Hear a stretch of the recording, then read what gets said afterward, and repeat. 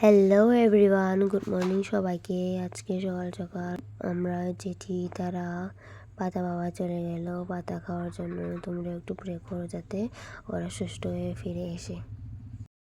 আজকে বিকেলের মেনু রয়েছে ডাল, ভাজি, ভর্তা। বাস এতটুকু করতে পেরেছি কারণ আমার জেঠি, দাদা, বৌদি ওরা সবাই পাতা বাবার কাছে পাতা খেতে চলে গেল কালকে। তো আর আমি রান্না করছি আর দিদি বাকি ঘরের কাজ সবগুলা করে নিচ্ছে।